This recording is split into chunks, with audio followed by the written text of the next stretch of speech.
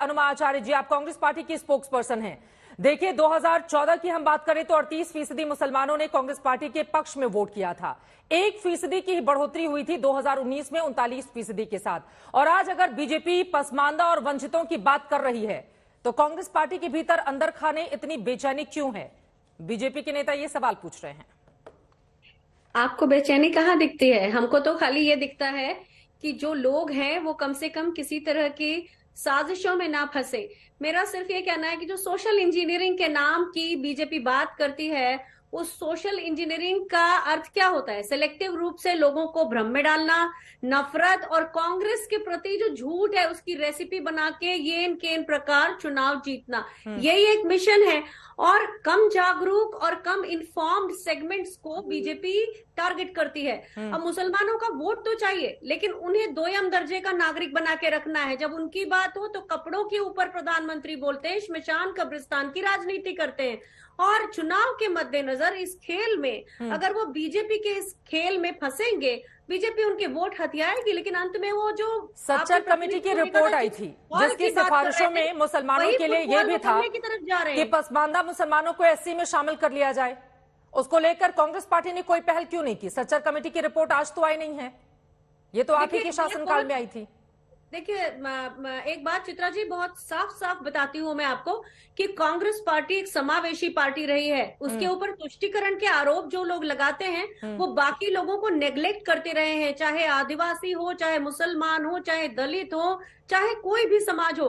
कांग्रेस ने सबके लिए बराबरी से काम किया है। और इसीलिए आज जब नफरतें छूट रही हैं, जब आज भारत जोड़ो यात्रा इतनी सफल हो रही है, तो प्रधानमंत्री जी को लग रहा है कि भाई अगर हम इस तरह की नफरतें पैदा करेंगे और बाकी समाजों तक नहीं जाएंगे तो हमारा हश्र क्या होगा। और वो केवल सत्ता पूजक हैं, तो उन्होंने ये जो काम किया है, जिसको सोशल इंजीनियरिंग का नाम भी दे रहे हैं वो लोग, चले तो ठीक है। इसका सीधा सीधा सत्ता क्या से भारत जोड़ो यात्रा से डर के कारण बीजेपी को अब वंचितों और पसमानदा मुसलमानों की याद आई है? ये सवाल लेकर मैं बीजेपी के पास जाऊंगी, लेकिन मुफ्ती वजाहत काजमी साहब आपके पास आते हुए, अगर मुस्लिमों को साथ जोड़ने की वकालत बीजेपी की ओर से की जा रही है तो इसका तो स्वागत किया जाना चाहिए ना। काजमी साहब तक आवाज नहीं पहुंच पा रही है। अजीज खान साहब समाजवादी पार्टी से हमारे साथ जुड़े हुए हैं और इस बार के इलेक्शन में हमने 2022 में देखा उत्तर प्रदेश में मुसलमानों के सबसे ज्यादा वोट समाजवादी पार्टी को ही गए थे। अजीज खान साहब, बीजेपी केंद्र में है और यकीनन केंद्र की नीतियों से मुसलमानों की बेहतरी के लिए बहुत बड़े बड़े काम होते हैं। ऐसे में अगर मुसलमानों को जोड़ने की वकालत बीजेपी की ओर से की जा रही है, स्वागत करेंगे आप इसका? देखिए चित्रा जी, निश्चित तौर पे स्वागत करेंगे। और काश ऐसा होता कि आज इस मुल्क में जिस तरीके से नफरत का बाजार गर्म है, जहर को फैलाया जा रहा है, काश ये कम होता। हिंदू और मुसलमान भाई जो एक ही सिक्के के दो पहलू हैं, कहीं ना कहीं उनके बीच में मोहब्बत बढ़ाई जाती।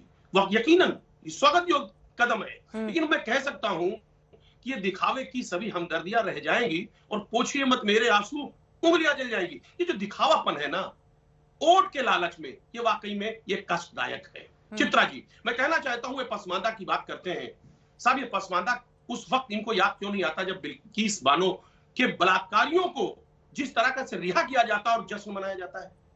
आप देखिए झारखंड में इनके मंत्री लिंचिंग के मामले में जो आरोपी रहा, जो सजायाफ्ता रहा, उसको उससे किस कदर ये फूलमाला पहनाते हैं, किस कदर ये नफरत का बाजार गर्म करते हैं। आज आप देखिए ये बड़ी बड़ी बातें करते हैं, सबका साथ, सबका विकास, सबका विश्वास। मैं कह रहा हूं कितने मुस्लिमों को इन्होंने अपने कैबिनेट में रखा है, कितनों को इन्होंने एमएलए और एमपी का टिकट दिया। सवाल कहने से नहीं होगा चित्रा जी। अरे यहाँ पर पसमानदा मुसलमानों की बात हो रही है। अजीज खान साहब, आप जानते हैं ना पसमानदा का शाब्दिक अर्थ क्या होता है? आपको पता है ना?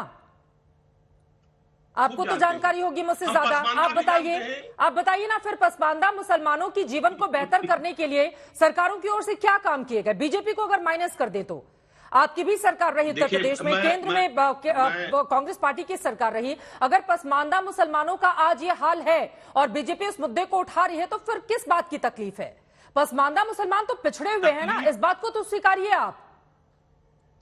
देखिए चित्रा जी, आप उनका हक हकूक तो बाद में देंगे, पहले तो इज्जत से जीना सीखने दीजिए, पहले इज्जत से उनको जीने दीजिए। जो आज जिस तरीके से मुस्लिम कम्युनिटी को टारगेट किया जा रहा है, पहले से तो उनको सम्मान दीजिए, पहले तो सम्मान दीजिए। आप सम्मान तक नहीं दे रहे हैं। आप बहुत कुछ देने की बात तो बाद में है। आप कह रहे साहब हम आपको नौकरी देंगे, आपको आपका हक देंगे। हक तो आप बाद में देंगे। सर, अब हक की बात हो गई है तो कुछ आंकड़े मुझे लगता है कि आपके सामने रखना जरूरी है। पसमानदा मुसलमानों को लेकर देखिए 80 से 85% अगर उनकी तादाद हो और उनको वाजिब हक नहीं मिलता हो तो सवाल सबसे पलट कर पूछे जाएंगे मौजूदा बीजेपी से भी कि आखिर केंद्र में हिस्सेदारी उस तरह की क्यों नहीं नजर आती है।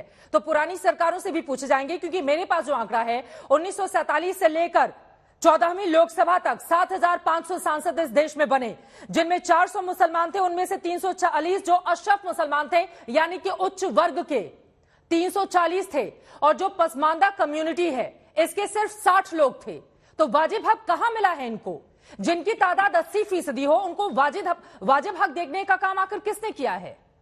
देखिए चित्रा जी, बड़ा स्पष्ट आपने बात रखा है और मुझे 10 सेकंड दे। देखिए मैं बहुत स्पष्ट बताना चाहूंगा कि सिर्फ पसमानदा मुसलमान नहीं, पूरी मुस्लिम कम्युनिटी, सच्चर कमेटी की रिपोर्ट है, हाँ। रंगनाथ मिश्रा की जो उनके आयोग की रिपोर्ट है। आप देखिए कहा गया था माननीय मोदी जी सरकार में आने से पहले, उन्होंने 2014 से पहले उन्होंने कहा था इसे हम लागू करेंगे।